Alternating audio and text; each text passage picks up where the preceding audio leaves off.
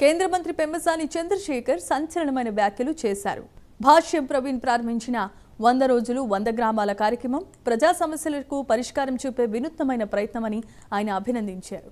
గత పాలనపై విమర్శలు గుప్పించిన ఆయన 5 ఏళ్ల రౌడీయిజాన్ని రాజకీయం చేస్తున్నారని మండిపడ్డారు. అమరావతి అవ్వదన్నారు, బిల్లు అవ్వదన్నారు. కానీ అన్ని రాష్ట్రాల మద్దతు మేరకు అమరావతి ముందుకు కొనసాగుతోందని ఆయన గుర్తు చేశారు.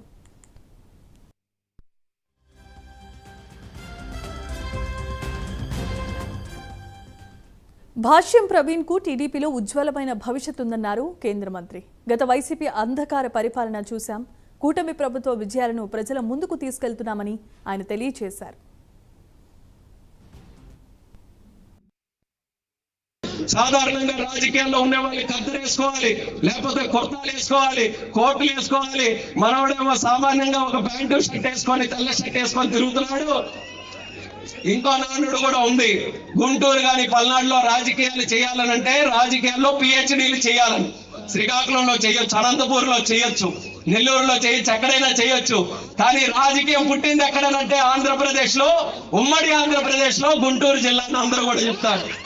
గుంటూరు జిల్లాలో రాజకీయం చేయాలంటే వేదిక మీద ఉన్నటువంటి నాయకులకే కాదు, ఒక కార్యకర్తకి పిలిచి ఇక్కడ చేసినా సరే అద్భుతమైన రాజకీయ చైతన్యం ఈ గడ్డ మీద ఉంది.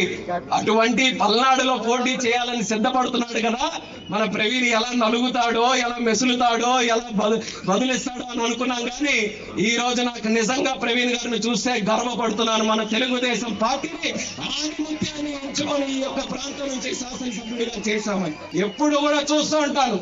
ఎన్నికలు అయిన తర్వాత గెలిచాడు, ఆనందపడ్డాను, విష్ కూడా చేశాను. విష్ చేసిన తర్వాత ఎన్నో పార్టీ కార్యక్రమాల్లో చూశాను. అమరావతిలో జరిగే కార్యక్రమాలు, అప్పుడప్పుడు రాష్ట్ర స్థాయిలో జరిగే కార్యక్రమాలకి వస్తే ఎప్పుడు కూడా చిరునవ్వుతో ఆనందంగా వస్తూ ఉంటాడు.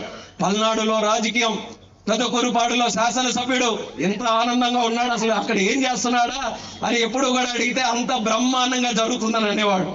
బ్రహ్మాండంగా జరుగుతుందని అనడం మాటలు వినడం కానీ కళ్ళారు ఎప్పుడు చూడలేదు. కానీ ఈ రోజు వచ్చేసిన తర్వాత మీ అంబేద్కర్ విగ్రహం దగ్గర నుంచి నేను కారులో వస్తుంటే ప్రతి ఒక్కరు కూడా మురిసిపోతూ ఆనందంగా చేతులు ఊపుకుంటూ అభివర్ణిస్తున్నారనంటే ఆయన చెప్పినటువంటి మాటలు మీలో కనబడే చిరునవ్వు అక్షరాల సత్యం.